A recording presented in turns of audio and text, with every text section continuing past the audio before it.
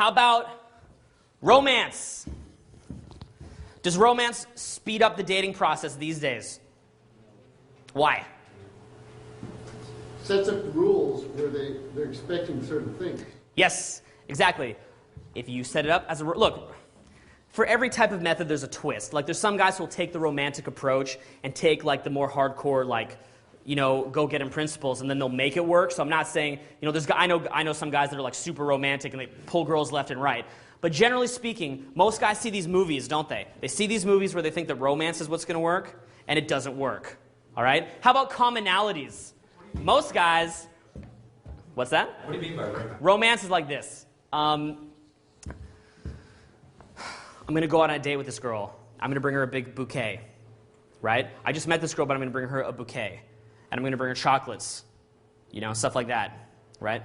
Look, the romantic approach could work if the girl wants you so badly that she's intimidated of you, right? She's like, does he really like me? You know, he's so amazing. And then you're like, look, I went to the store and got you this stuff because I like you so much. And she goes, he really does like me. Okay, I could do this. If you're in that level, then sure, right? But you guys are here in Los Angeles. You're talking to a hot girl, and she's like, oh, 1 second, that's my other line. Click, hey, Jamie Foxx. Hey, Colin Farrell. How are you guys doing, right? And they're doing that stuff, okay? And I'm not even kidding. If you're living in Hollywood here, you're out, and you're literally competing with celebrities for girls. So the thing is that, or for the really hot girls. So look, the romance thing, most guys get caught up in that. How about commonalities? Most guys are like, as soon as a girl says something they like, the guy's like, I like that too. I like that too. I like that. Does that mean we have a connection? Do we have a connection because we like the same thing? Where does that even come from? Who comes up with this stuff? Last one, friendship first. I used to try that one. Right? You're going to creep in under the radar. It's like, if I just listen to her talk about her problems, about this guy that she has an issue with, someday, if I keep saying, he's a jerk, I would never treat a woman like that. He has no right. And then eventually she'll say, I want to go with him because he wouldn't treat me like that. I've just had the epiphany. It took me 6 months to have this epiphany that he's the one. We're meant to be together. All right? And I used to do that one too. Of course, look, here's a scary fact. I'm not advocating this, okay? This is just like, this is grown-up material, guys, okay? This is grown-up material here. So trying to get upset. But if a girl, the last 5 guys that she's dated, cheated on her, what kind of guy would you want to project yourself as to be most likely to attract that girl? I mean, I'm not saying to even do that. I personally don't even do that because I can't even be fucked to deal with that kind of bullshit. But the point is, it's like, the whole friendship first thing, if she's going for a different type of guy, then obviously that's what type of guy she likes. If she's dating this guy and he's giving her the emotional roller coaster of treating her in some kind of way that she claims to not like, but meanwhile she keeps going back and going back and going back and going back, then obviously that's the behavior that she responds to. All right? So these are concepts called social conditioning. What is social conditioning? Where does it come from? Where does it come from, guys? Give me some examples. Media. The media. Society. Of course, social conditioning. Where does it come from, guys? Parents. Social conditioning. Parents. Where else? Workplace. Work. Friends. Where else? Religion. Where else? The movies. Okay? Where else, guys? Say you dump your girlfriend. You turn on the radio. Or say your girlfriend dumps you, rather. You turn on the radio. What do you hear? I'm in pain.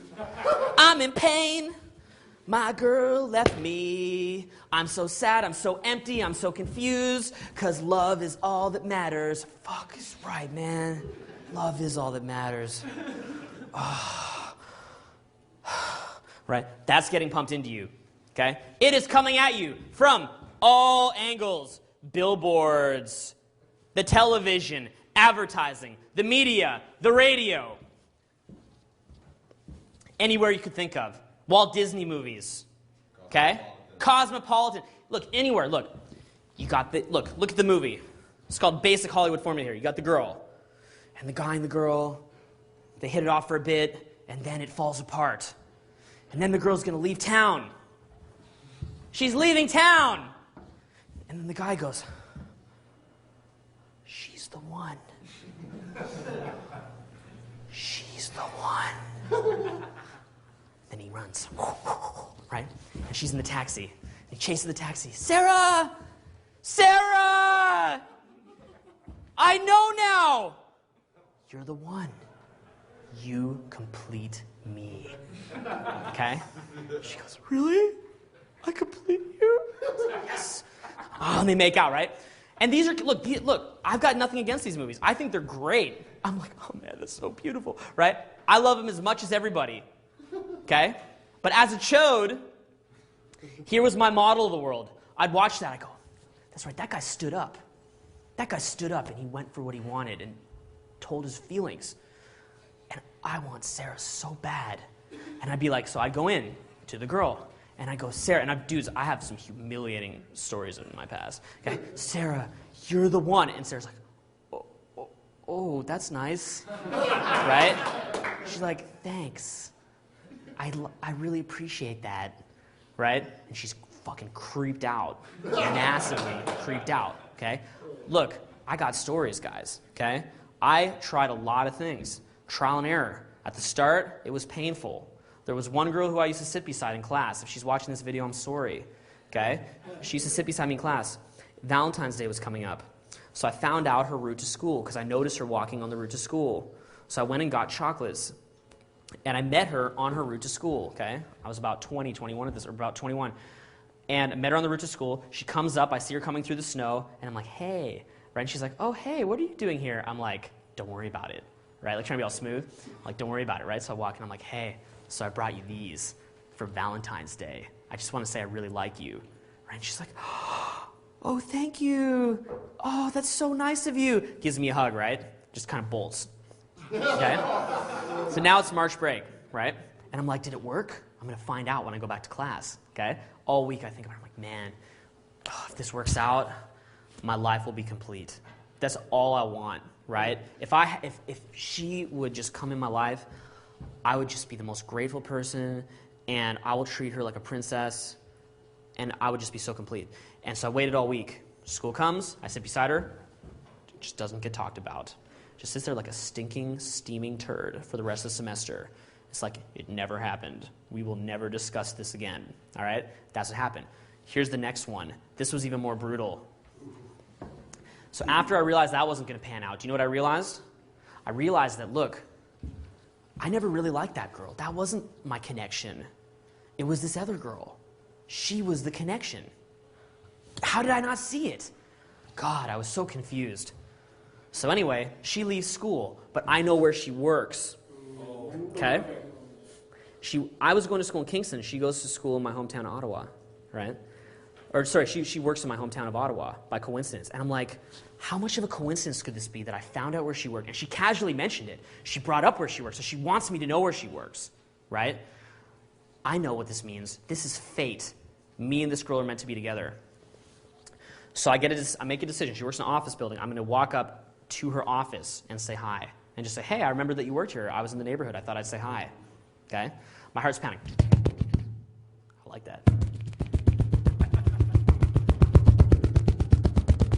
Okay? Goes like that.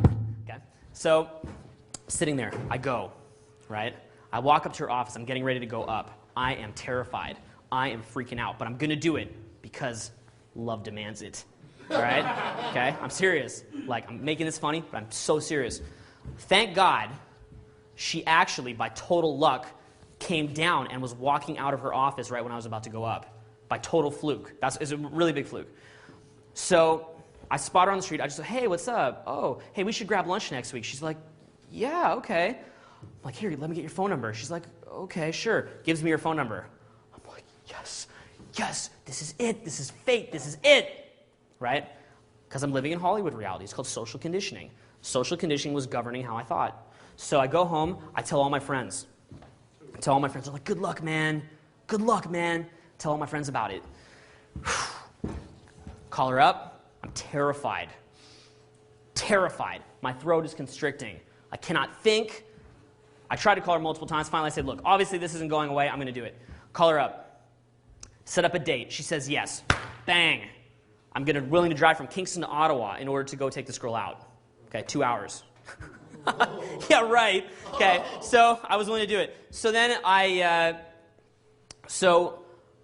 we set up the date. She calls me up later in the week. I've told everyone about it, by the way. They're all like, way to go, man. Way to go. Okay? She calls me up. She's like, hey, it's me. I'm like, hey, what's up? She's like, you know, my boyfriend's in town that day, so I'm not going to be able to go.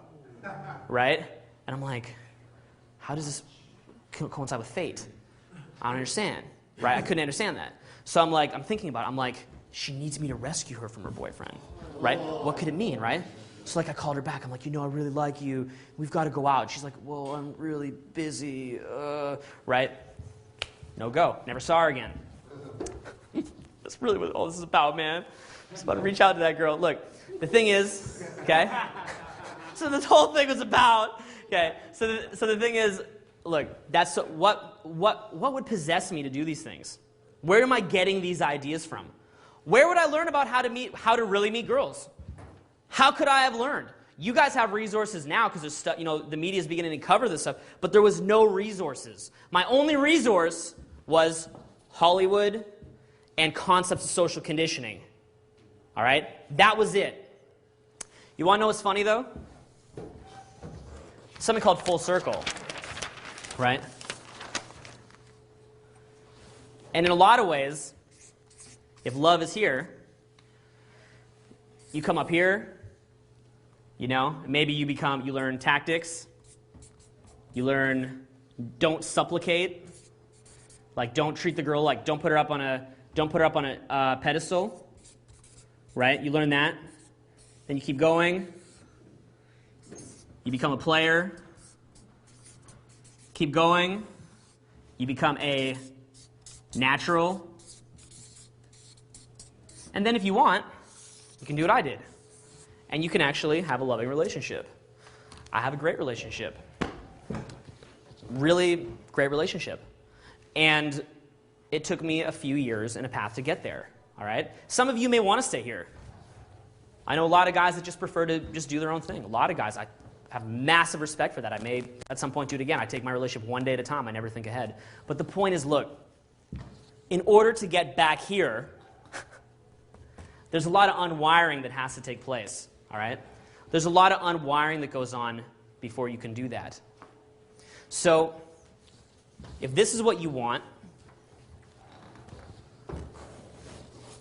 you got to be prepared to take a journey, most of the time. Not always, but most of you guys will have to. All right. What time is it right now?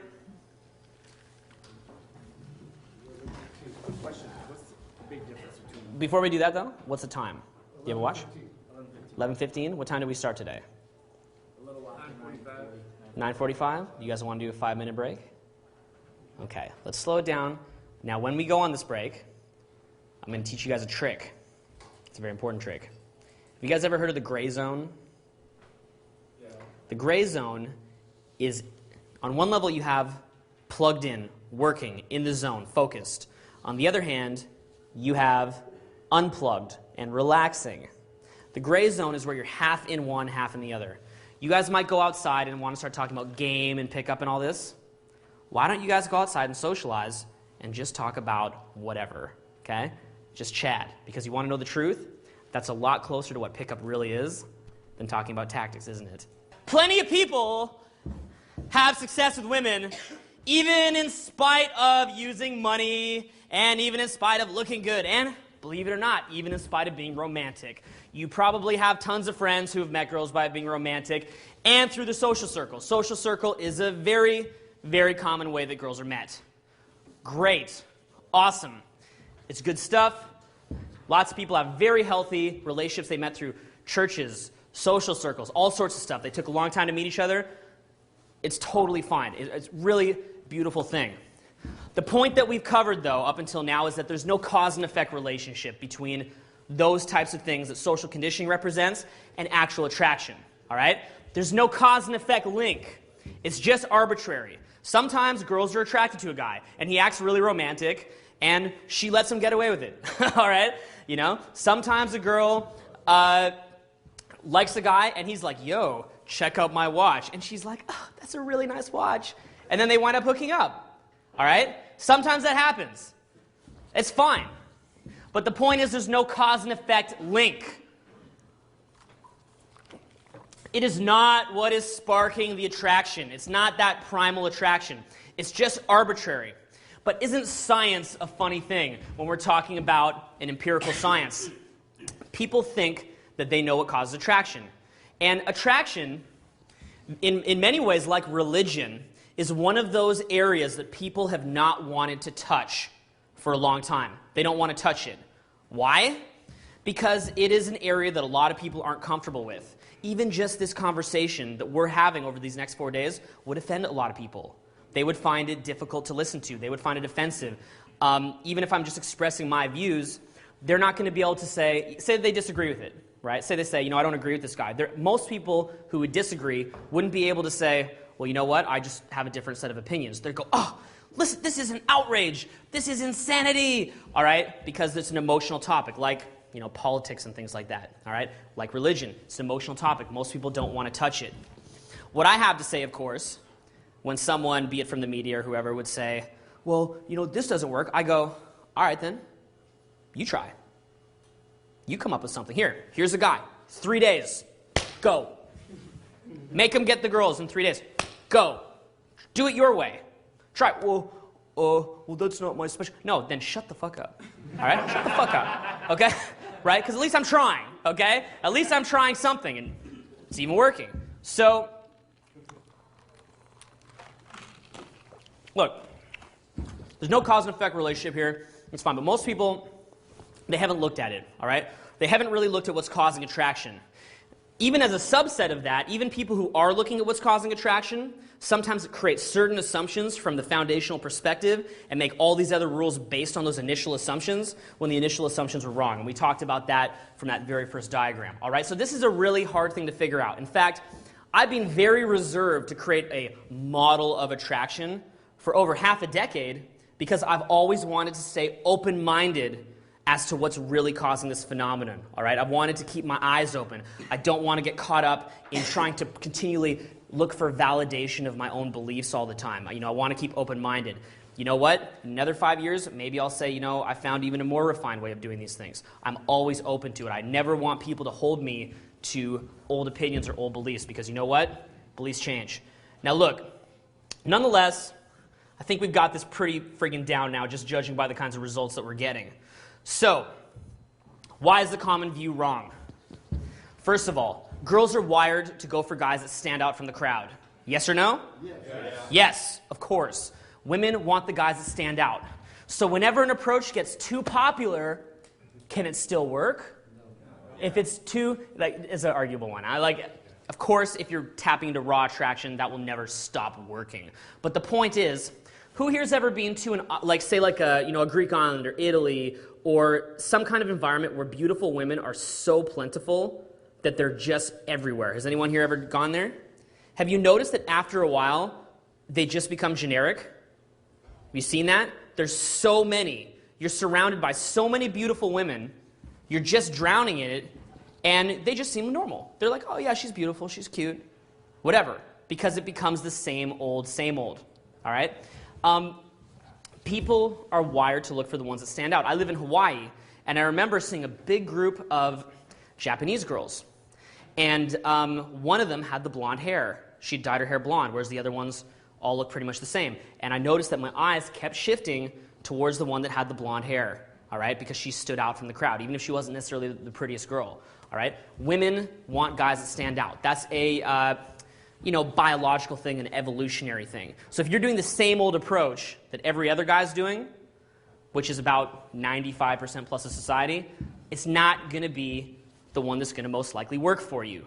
Second of all, those types of approaches, generally speaking, are chode.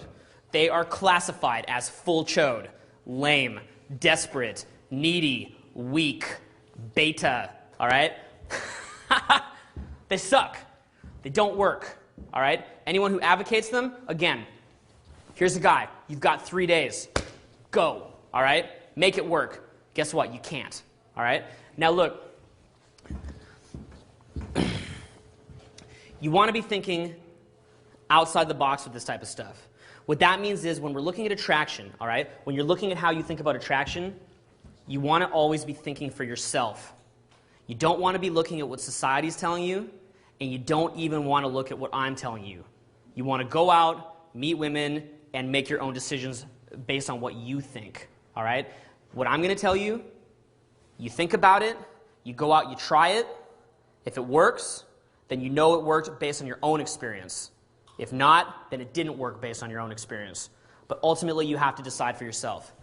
Now, let's get into the first sort of thicker area of this seminar.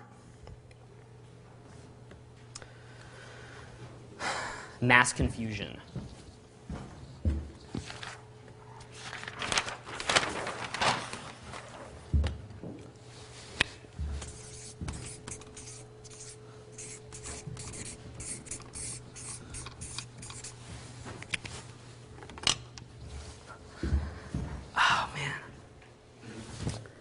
Okay, so what century is this?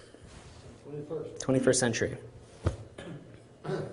When we look back at history, has there ever been any examples that we could see as people having wrong beliefs about something on a mass level? Like maybe once or twice? Could it be possible, I mean, just as a thought experiment, that maybe, even today, we could be wrong about some things? Maybe, right? Maybe we could be wrong. Now, why is it natural to assume that our social beliefs are correct? Well, look, take something as simple as this platform, which aside from the $1 million in camera equipment that's in this room right now, just this fucking platform right here. Do you guys know how to build that platform from scratch? Like, what is this fuzz stuff here? Is that called like some kind of fiber? Does anyone know what that is? It's a what? Indoor-outdoor carpet. Indoor-outdoor carpet. What's it made out of? Fur? Probably recycled materials. Recycled materials? Right? If I know, right? How about this plastic thing? How do they make this? I don't know. I don't know how they make that. How about this laptop? Do you guys remember what laptops used to look like? They were huge. My first computer was a 486 DX266. Anyone have those? Yeah. Pretty cool. You could play Doom 2 like really fast. I had a Gravis ultrasound. Okay? It was awesome. I could play TIE Fighter at full speed.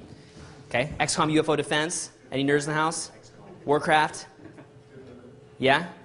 Duke Nukem! I like that one. All right. Look, you don't know how this stuff is made. The buildings, societies around you, you're immersed in it. And it must have taken some pretty intelligent people to build this stuff, right? You must be pretty smart. How about an airplane? I flew in an airplane to get here. Think about this. I'm in a seat. I'm like sitting down, and I look out the window, and there's clouds, okay? And the window's like real thin, like dunk, dunk, okay? And there's clouds, man. I'm flying. This is like, there's like Greek myths, like, you know, Icarus and stuff like that, right, about flying. You can fly. And it only takes like a couple $100. You could fly, all right? We can fly. We can drive in cars. People can go to outer space.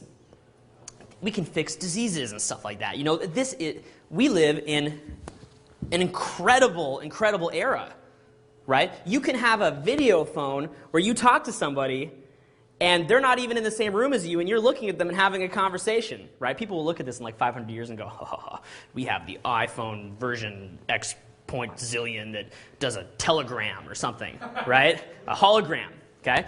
But look, we live in an amazing society, and we don't know how it works, do we? We have no clue how most of this stuff is working. Those of us that are more educated have maybe a decent idea of how stuff is working, and still we have no clue how this thing is working. As a result, the natural tendency is to give authority to society. We give them authority. We let society dictate our beliefs to us. We think, they're right about all this stuff. Who here's ever studied hypnosis? Anyone know hypnosis? Can someone say what pacing and leading is? Pacing, just very quickly and very loud. What is it? Pacing and leading is first you get someone to follow you. Yeah. And then you begin to lead them, and then they follow you. Exactly. It's like if I say to you, you're in the chair. You can feel the chair under your ass. You're thinking to yourself, did he just say the chair under my ass? Now you're playing with your pen. Now you're sitting there, and now I'm pacing you, right? And then I'm showing you, and you're going, he's right, he's right, he's right, he's right. And then you go, look, he's leading me in these other directions. Those must be correct as well. And then you give up your concept of reality to somebody else, all right? That is pacing and leading in hypnosis. I don't even know how to do hypnosis, by the way, but I have friends who do, and I've seen a little bit of it. So the thing is, it's very easy to give up your concepts of reality to society and to get in a habit of looking to other people for how to live because it seems to be the right way, just because of the way that our society is structured. People want to be in a group. Oh, yeah. So social conditioning, look. Ever since the day that you were born, ever since that day, you've been influenced by social conditioning. Ever since the day that you popped out the womb, you've had social conditioning coming at you from all angles. Here is a really important concept, so listen up. People are fast learners. Even the dumbest person you know learns a lot faster, you would hope, than any other animal. Is that true? I think it's true. And if it's some kind of nerd biology guy can prove me wrong, the point is it's pretty close to being true. So, look, we learn fast. I mean, we learn fast. No matter how dumb you might think you are, because I know I can be a dumb guy plenty of times, we still learn extremely, extremely fast. All right? So why? Why do we learn so fast? What allows us to do that? What are the mechanisms that allow us to learn so quickly? This is very important because this mechanism is influencing you all the time. And it is in one level your greatest gift, and on another level your greatest curse. So you need to make it work for you and not against you.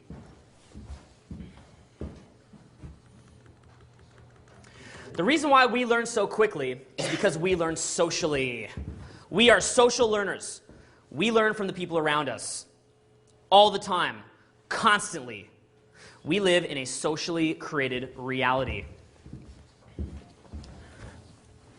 What that means is that there's two different ways that you learn. One,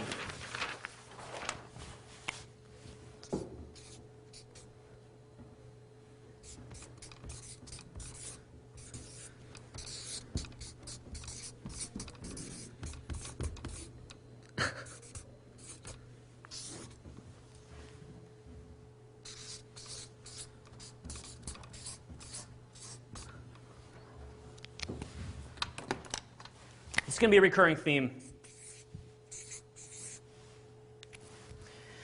Two ways in which you learn. First is first-hand experience. The second is learning socially. All right, so look. I want you guys to think about this. Okay. Did you know that if you jump out a window from the 10th story, you'll hurt your ankles a bit, but you will live? Did you know that? No. 10th story? I want you to think about this. Dudes, we're talking social conditioning here, okay? All right? You guys are still stuck in the matrix. Have you ever jumped from, say, this high? Yeah. Maybe a little bit higher, Yeah. probably? Hurts your feet, huh? Yeah. Kind of painful, right? It hurts, but you're still here. I'm still here. No cast, right? No cast. Okay. Good to go.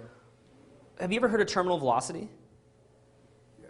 Yeah, right? You can only go so fast. Yeah. If you jump out of a 10-story building, you'll hit that same velocity that you hit. I mean, think about it. If it's only this high, why would it speed up? I mean, gravity is gravity, right? It doesn't speed up, right? So, like, when I woke up this morning, I'm on the upper floor here. All my friends are taking the elevator and shit, and I'm like, you gotta be kidding me, okay? So I just walked up, got my clothes, okay? Just hop out the window. Fell down. Oh, my ankles, they hurt. But I saved a bit of time. Okay, right? It's called terminal velocity. No, tell me that this doesn't make sense. Think about, no, why?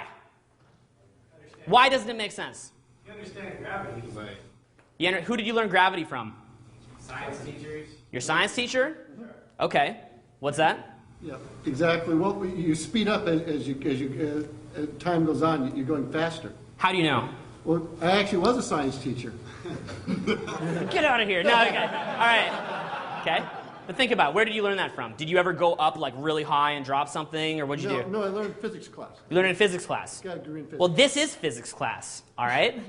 This is the Tyler physics class, okay?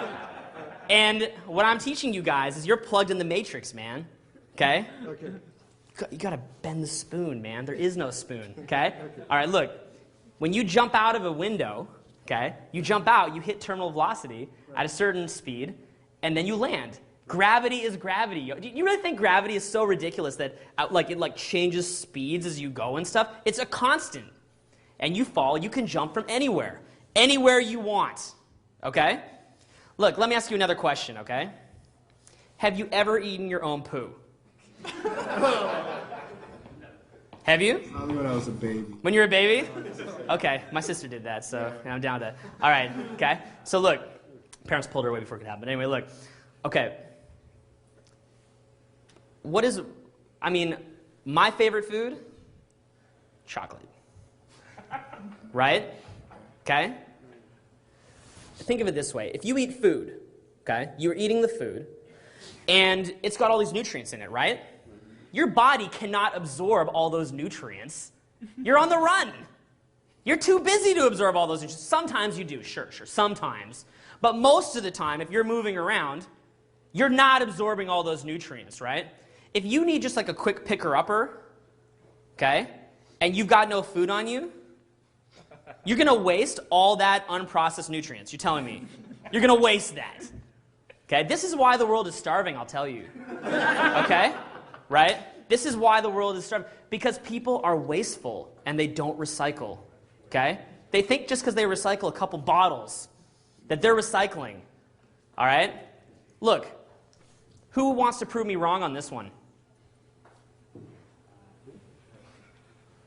Who here, did anyone try it for themselves? Did anyone here say, that looks chocolatey? I always heard this And story try? that in India, that if you were an American and you went to India, they'd drink your pee or eat your poo because you had all those vitamins in it and they were starving. That's what I'm trying to tell you guys, okay? This is the problem with the West, okay? That's the problem with the West right there, okay? So look, who here is going to prove me wrong? Who here ever tried it? Unless someone here is going to stand up and say they tried it, the lesson for today is jump out the window and eat your own you-know-what. All right? Jump out the window and eat shit. Think about it, okay? No one here has tried it. Nobody. No one's going to stand up and say they tried it. All right? Who did you learn not to jump out the window from? Physics teachers, right? You learn from your mom, probably. Okay? And TV. Who did you learn? From pain, yeah, because you jumped a bit. But, dude, terminal velocity. It's no worse, okay? It sucks? All right, okay, look. Actually, we do have a fellow in here named Kieran who did jump out a window recently and had 2 broken feet for a little while. He was trying to be Jack Bauer, which where did he learn from? Social conditioning. All right, okay? So look, when we have social conditioning, we learn socially. It's a good thing, right? People are like, I hate social conditioning. I hate social conditioning. You hate social conditioning? If you don't want to jump out the window, then you don't hate social conditioning. That's why it's so confusing, isn't it, though? Because most social conditioning is good. Most social conditioning is a good thing. Human beings' ability to learn socially. So I just know some people are, oh, thank God he wasn't saying that I need to eat my, right? Thank God. This was not what I expected. All right, so look, social conditioning is good. Mostly. It is mostly good. Most of the time, social conditioning is your friend. You can learn quickly. All right? We're social creatures. We are constantly pinging each other at all times to establish a socially constructed reality. We're always doing it. All the time. It's one of our greatest strengths as a species. And we have certain mechanisms in place. All right, now look.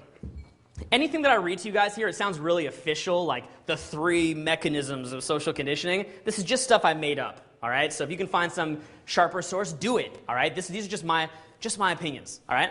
So look, the 3 that I kind of thought of while sitting in my house for years and years. 1, okay, look. We're always learning from everyone else around us, processing other people's ideas by turning into, number 1, how certain they are of their ideas, okay? How what they are? How what they are? Certain. Good. Number 2, how in alignment they are with their own ideas on obvious and subtle levels, and we'll go into that later. And 3, the number of other people that also buy into those ideas. So as strange as it sounds, your mind is wired to be influenced by these factors at all times. You can't help it. It is a part of what makes you intelligent. Okay? But there's a downside. What is the downside? Whenever it passes through these filters, your unconscious mind tells you, this must be true. It must be true, what I'm seeing here. It must be.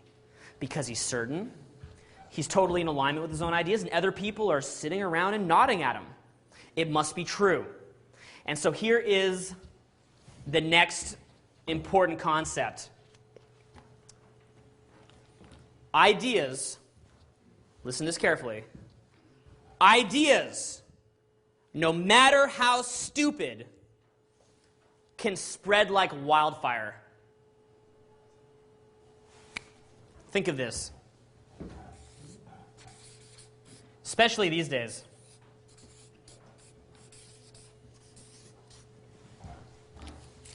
Ideas, no matter how stupid, can spread like wildfire. I want you to repeat this after me. So I'm going to say it first. I want you to repeat it. Ideas, no matter how stupid, can spread like wildfire. Okay? There's actually a hidden reason why I get you to repeat that. Because this phenomenon in human nature has caused countless deaths, racism, and bullshit for untold eons and whatever, all right? Since we've been around, that feature. And it's a shame, all right? People have burned women at the stake thinking they're witches. People have waged war on each other. And there's other more complicated reasons for that too. But look, wildfire. Let me give another couple examples. Who here's ever heard of ghost riding the whip? Ghost ride the whip. Ghost ride the whip. Ghost ride the whip. Ghost riding the whip. Okay, correct me if I'm wrong. Is that the jet wash thing? I don't know, but okay. Ghost riding the whip. Correct me if I'm wrong. I'm from SoCal. I think this was a NorCal thing.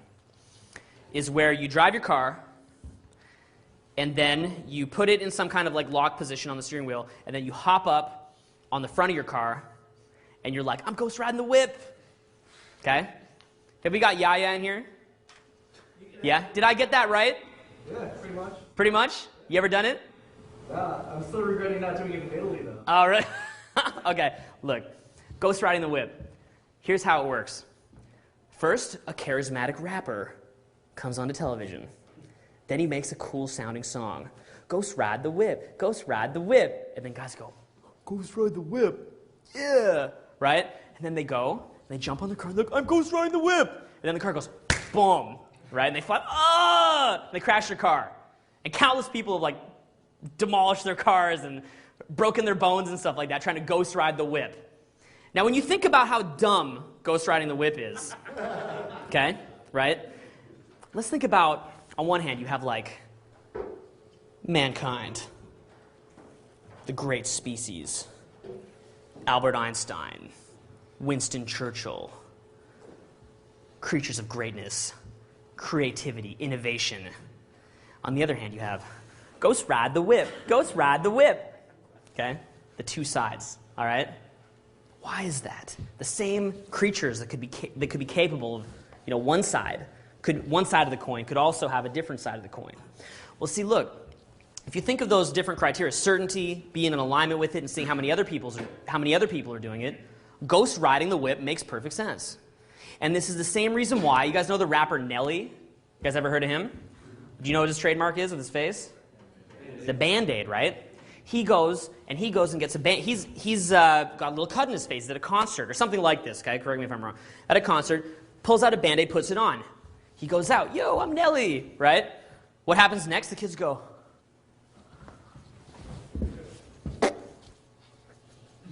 right? No, I'm like Nelly. And that's what we do. We learn socially, okay? Let's go put a Band-Aid on our face. Great.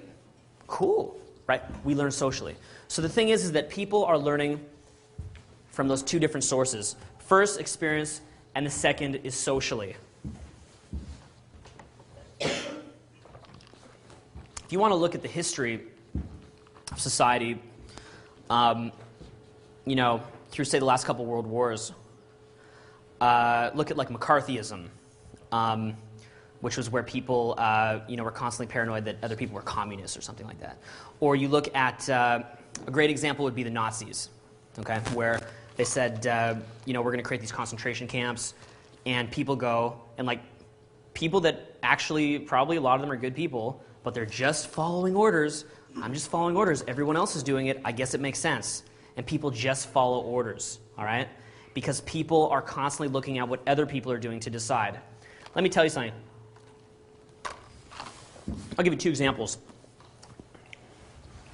Number one, my last year at Queen's University, I lived on Aberdeen Street. And Aberdeen Street's the main party street. It's a great street. So out in front of my house, a riot starts. And about 5,000 people start smashing bottles. And, it's Canada, so our riots got real crazy. We flipped over one car. All right? It was real intense, okay? The students of all people flipping a car, okay? So I remember I walk out into the riot, okay? And it's interesting the nature of what is a riot and how a riot breaks out. And I'm walking down the street, and I've got to be honest, it was hilarious. So walking down the street, and I see this little girl, and she just picks up a bottle and, like, looks at it kind of confused, and she's like smashes it. And I looked at her, I said, you too? Why? Why are you smashing this bottle? She goes, She doesn't know why she smashed it, right? This is like, sort of like, like those soccer games where people start fighting, right? Everyone just starts fighting and goes like, boom, right? That's what happens. People are looking at what other people are doing. I was in an earthquake. Here's another funny example. I was in an earthquake in Honolulu. It was a 6.7 earthquake on the Big Island. Pretty nice, big, pretty decent size on Oahu. First earthquake I've ever been in. And I wake up, it's about 7 in the morning, and my lamp above my house is going dunk, dunk, dunk, dunk, dunk, dunk, dunk, dunk, dunk, dunk, dunk, dunk, like that, and the house is vibrating. And at first I thought I was dreaming. I'm like, it's an earthquake! Oh man, right? Grab my passport, little can of something. I run down, I'm on the 12th floor, and I start running down the stairs, down the emergency stairs, while the building's rocking, right? And it's like pitch black because there's no electricity, so I'm like, and it's like feeling like I'm in this like weird dream, like the building's like going, like shaking, and I'm like running down these like flights of stairs. I get to the bottom. Now, I'm living oceanfront at this point, okay, directly in front of the ocean. And I get to the bottom, and I'm waiting for the big stampede of people to come running out. Because what happened in 2004 to the people who lived on the ocean during the earthquake? Tsunami. How many died? 300,000? That's a lot, huh? A lot of people. Wouldn't you think if there's an earthquake, you would run? If you live in front of the ocean? You'd run. How many people here, if you live directly oceanfront or in a 6.7 earthquake, would not head for higher ground? Not a single person is going to put their hand up. That's interesting. Well, guess what? Not a single person that I saw headed for higher ground. Okay? I get to the bottom. I look around. I'm waiting for the big stampede, okay, because the earthquake stopped. And I'm like, where's the big stampede? And like, nobody's moving. Okay? This is what you see. Let me show you what you see. People come out of their house. They go like this.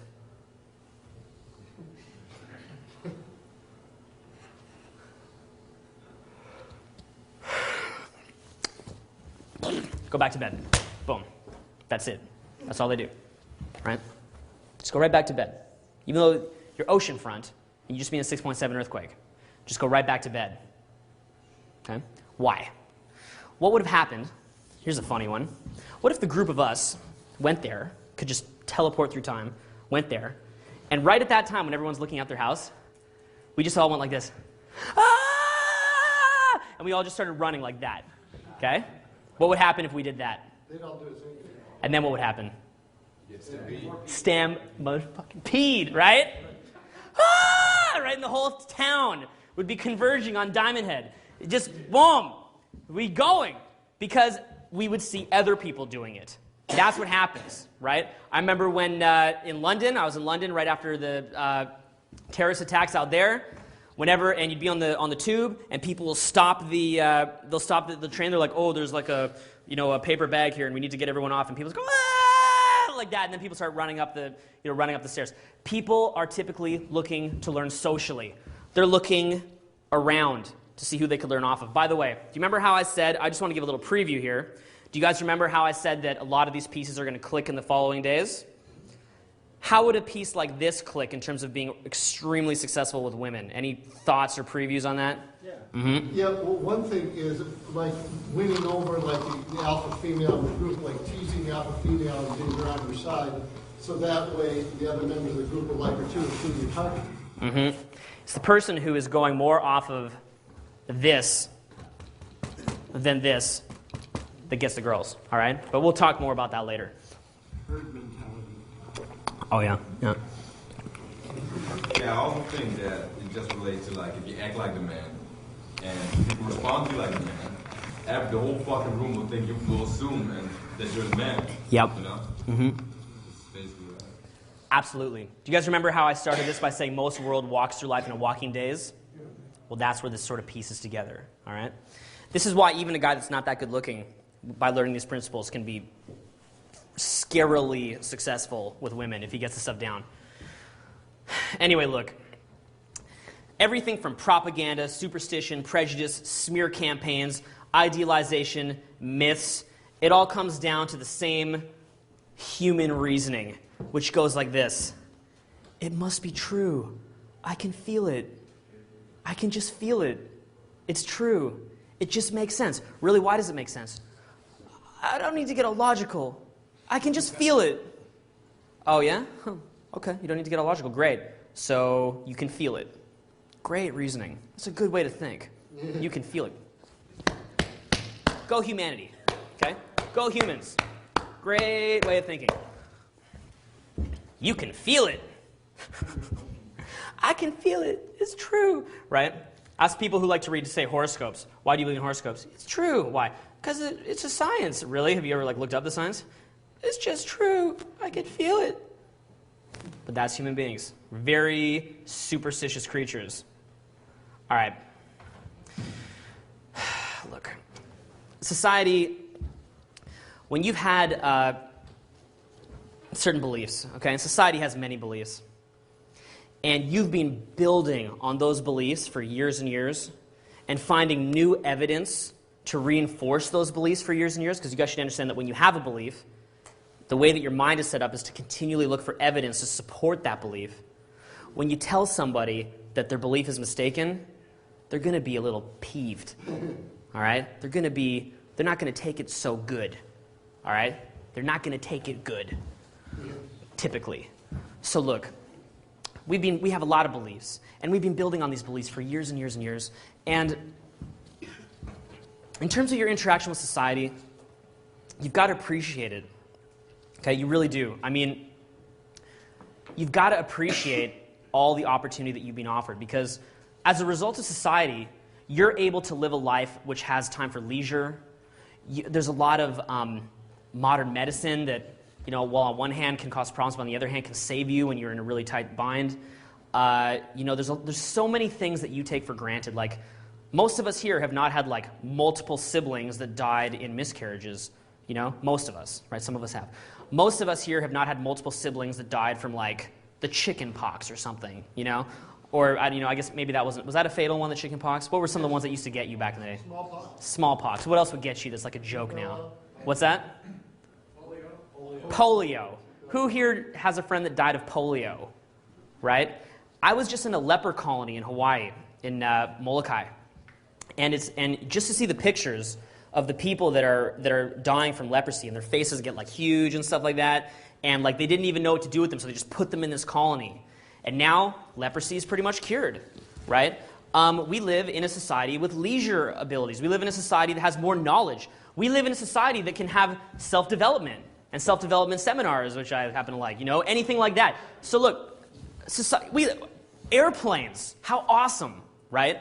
That we live in a society where, like, do you guys ever see these people at the airport that are bitching and whining that the airplane is 3 hours late?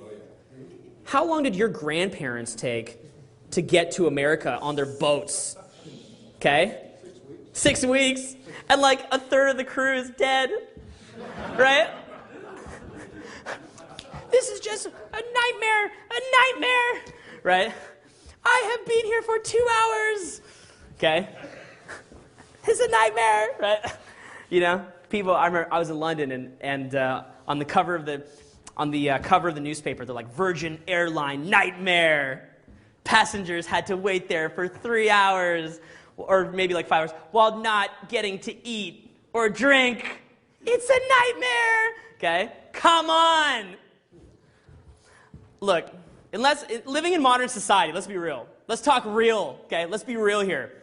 Unless you have a health crisis or someone in your family has a health crisis, you don't have a problem. You have no problems, okay? It's mind-made, all right? Everything's taken care of. People have sweat.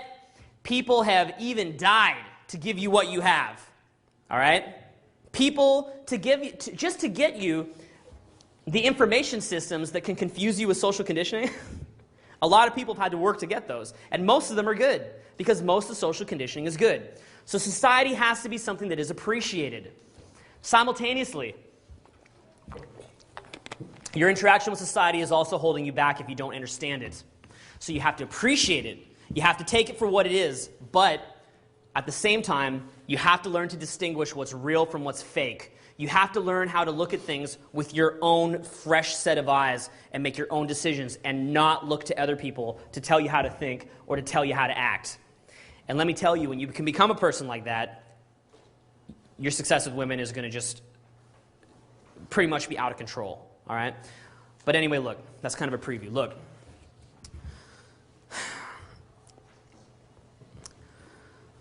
Society, for all its strengths, and for all the things that we need to appreciate, also has weaknesses. And the weaknesses that it has are also a really, really big problem, okay? We don't even need to get into environmental problems and what we're doing to the environment. But aside from that, what is it doing to you? Let's talk selfish. Let's talk what we really care about, ourselves. What does it do to you? For one thing, it teaches you to look at the surface of things and not the depth. It gets you addicted to never-ending stimulation. It gets you addicted to looking to other people to think for you. It gives you certain beliefs that, because so many other people believe them, will feel so real that you could not distinguish them from what's false, even if every piece of your own common sense is telling you that you shouldn't believe it. It will still be an overwhelming force. So look, if the stuff that we talked about is wrong, if looks is not what gets girls, really, looks don't get girls. What if money isn't what's getting girls? If it's not, trying to become her best friend, what is it? What is getting girls? We could talk about that a long time, couldn't we? And we could really boil that down. But when I really boil it down and we go real deep, right? Like we want to get real kind of nerdy, right? We want to get real nerd-like here and go really, really deep beneath the surface, okay? Really to the root of it all. What, in my personal opinion, is the cause of attraction, and this goes for both men and women, is one thing.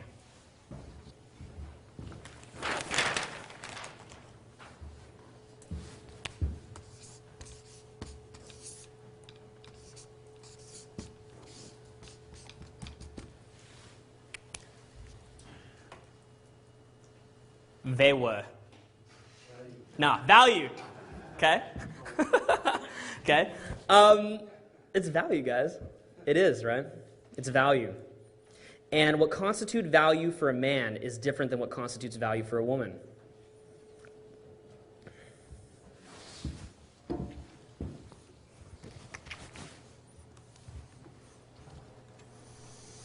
So what is value? Value. What is value? Value is anything that can help you to survive and to help your kids to survive. It's anything that A, helps you survive, B, helps you have more kids, and C, has characteristics that those kids would survive. Beyond that, it's anything that gives you good emotions, because we human beings do not always know what is actually going to help us. A line of Coke to a Coke head seems like it has value, doesn't it? Because he thinks it has value. In reality, it really doesn't have any value at all. So look, value, anything that helps you to survive, anything that helps you to have kids and that those kids will survive, anything that gives you good emotions. That's when you boil it down. There's, of course, the countless myriad of layers on top of that. Ay, papi. Look at that. Think about it. Value. Value is like a magnet. Think about that. What is value? What is value, guys? What's it like? Magnet. Notice how most people don't respond, and they go, let's see what other people will say, even though he just said it's a magnet. Let's see what the other people will say. Value is power. Okay, sure. Value is like a magnet. Why? When you're sitting there at your table and you're about to eat, and then a nice plate of food walks by, your buddy's engaging you in an interesting conversation, where's your focus go? Food. Like that. Let's say that you're talking to your friend and an attractive woman walks by. Where's the focus go? Okay? Oh, sorry. Oh, sorry. All right? That's called value. We are designed to be drawn towards value. That's our makeup. We are drawn towards any kind of value. It's a magnet. This is what causes attraction, all right? When you know how to communicate value. So, we're drawn towards value. Value is anything that can help you survive, anything that can help your kids survive, and anything that gives you good emotions. Because, of course, what gave us good emotions back in the day? As a caveman, what's more important to think, short-term or long-term? Short-term. Short-term. How many years have human beings been cavemen versus living in modern society? A lot. 200,000 cavemen, 5,000 or something like that. 200,000 as cavemen. And how about before we became like the species that, like the current incarnation of humans? How many more millions of years? 3 million, is it? Is it 3? 3, whatever. Okay. It's a lot. How about that? And we've been in modern society for 5,000 years. What kind of thinking is good now, these days? Is modern society built on short-term thinking or long-term thinking? Sure. Well, some short-term. That's called advertising. Long-term thinking, all right? Did this building get built thinking short-term? We need a place to stay. Cardboard box, giant, massive hotel. Boom, okay? Long-term thinking, all right? But, of course, most of us are wired to think of value as short-term thinking. We eat oversaturated foods. We procrastinate. We have faulty belief systems that make us feel good. All sorts of great stuff like that. Take drugs, drink alcohol, believe in convenient falsehoods. Anything that triggers good emotions. But for the most part, our system is wired to go towards value. Now, what's the quest? What is the quest that most people are on? Day to day, the quest that we all have. Pleasure. Yeah. Food, you say? Feel good. Feel good, exactly, right? What makes us feel good? Well, for sure, one thing, cultivate more value, isn't it? We all want to cultivate more value. That's what advertising is based off of. Everyone wants to cultivate that. So, we want to cultivate more value for ourselves. As guys, we want to meet girls. What do? Go get the good job. Go get the good clothes. You know, go get the nice house. Go to the gym, whatever it is. Build value for yourself, all right? That's the motivation that most guys have. Now, here's where it gets interesting. Value for a guy is not the same as what it is for a girl. Now, is it? Is it? Because for most guys, let's think short term. Let's not think long term. In the long term, is it best to go for a girlfriend or the mother of your children? Is it best to just get the hottest girl that you can get? No. Right? Like, let's go out to the latest Brent Bolthouse Club and find the most plastic girl that we can find to be the mother of our children. It's a fucking genius idea, right? Okay? But the thing is, in the short term, what is value for guys in that short-term instant gratification in a woman? Sex. Sex? Sure. And what's he looking for? Physical attractiveness. Looks. What kind of features does she have? Skinny, which represents what? What does skinny represent? 0.7 hip to breast ratio. 0.7 hip to breast ratio. What does skinniness represent? Youth. Right? That's why. What does, and it could be health, yeah. What does what does a girl with large breasts represent? Fertility, right? And also, some scientists believe that if she has large breasts and they're still perky, that's a stronger sign that she's young. Regardless, we like fertility. We like those characteristics, looks. Now, if you think about it, in a man, what is a woman looking for? Well, look, think about it this way. Okay, you want to know if, this like weird epiphany that I had. And it was an epiphany that maybe to you guys will not mean that much, but to me this was like, just this one little idea changed a lot for me. Does a caveman know what he looks like? No, because he didn't have a mirror. I don't think so. I mean, he could see what, in the pupils maybe? Like look real close, like see himself in water? How well can you see yourself in water? A little bit? I have a pimple. Right. A pimple, right? I have a pimple. Okay, think the caveman thinks that? I have a pimple. Caveman thinks I need to eat. All right? So, caveman wouldn't really know how he looks, would he? And do you know how hard it would have been to survive back in the day? Do you know, like, the death rate of human beings before, like, in the caveman days? Look, I don't know any. Look, I'm not claiming to be a scientist here.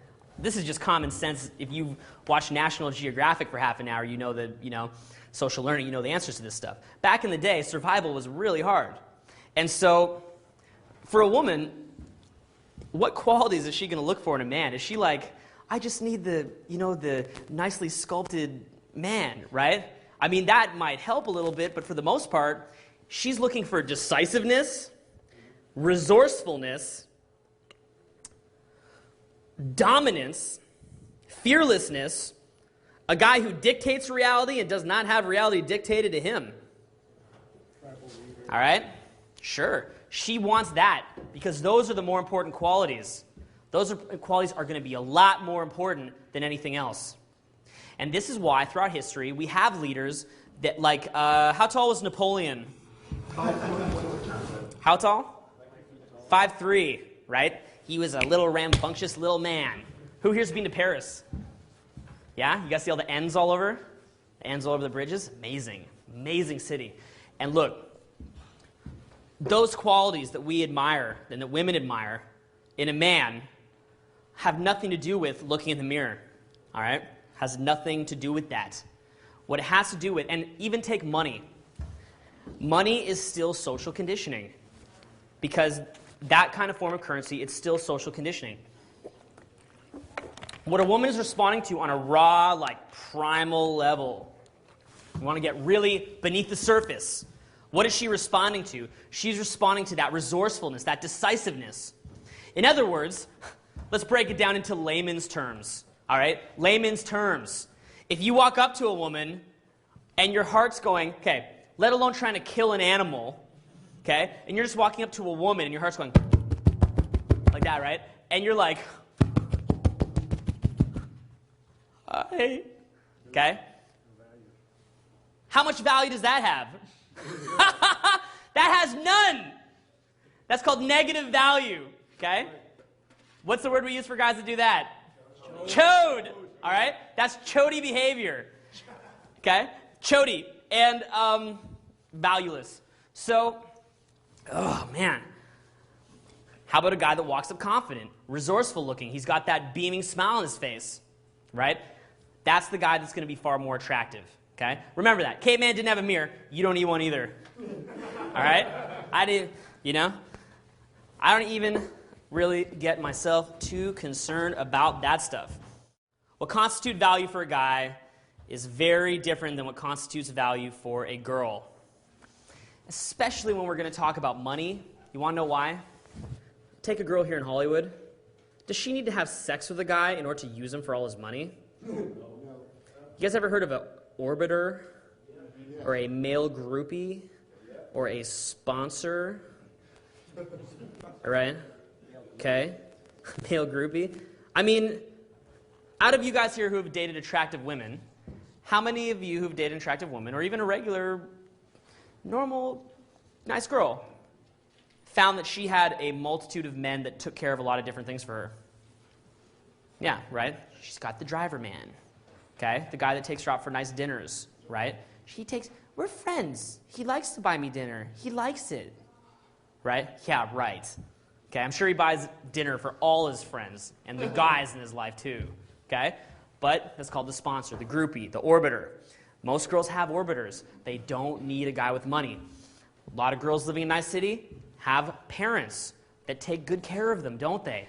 These girls don't need a rich guy. They have jobs. Guess what? Women are allowed to get jobs now. Duh, right? Okay? Something called the World Wars happened, and women became allowed to vote, and were allowed to get jobs. Suddenly being a provider is not all that appealing anymore. A woman doesn't need it. She doesn't need a guy to take care of her. Sure, you've got a subset of women who do, and they respond to that, but most don't. So most of the things that guys are doing, and that you guys might have done in your life, including me, to build value for yourselves, will not work, okay? I did all that. I took that route. When my girlfriend dumped me, I started going to the gym. I bought a house. I owned a house at 21 years old. I got a car, all right? I worked incredibly hard. Got into a great school. I got a $2,000 watch, okay? I had all that stuff. You know what was funny? When I started approaching 5 girls a day, a lot of the time I'd be getting a nice response until I started talking about that stuff, and they would immediately get turned off. But would I believe it? No, I wouldn't believe it, because I'd be like, no, this is impossible. She couldn't be getting turned off. I know that this stuff works. I've worked so hard to get it. It's just something else. Must have been something else that I did wrong. Maybe I wasn't enough of a gentleman or something. That's what I was thinking. Mm-hmm. One thing I want to say, one of the reasons I'm here is because when I read your Rsd Bd, I'd actually go out and apply your ideas that consistently worked. Mm-hmm. And I would say, this is bullshit. This is not going to go work. And then I'd go do something, and damn, it worked. Uh-huh. And Yeah. it's like, and because that was the thing, and they kept on having that over and over happening to me. Mm-hmm. Very counterintuitive, huh? Yeah. Who's your instructor? What? Who was your instructor on the weekend? I've never done the weekend. Oh, so what? So then, you tried the ideas. You read about it. Yeah, Uh-huh. I'd Okay. just go there and I'd say, Yeah. this is bullshit, and then I'd go. You go and you try, and it works. Yeah. I got kicked out a few grocery stores along the way. But Oh, really? Okay. We'll edit that. All right. So basically, okay. So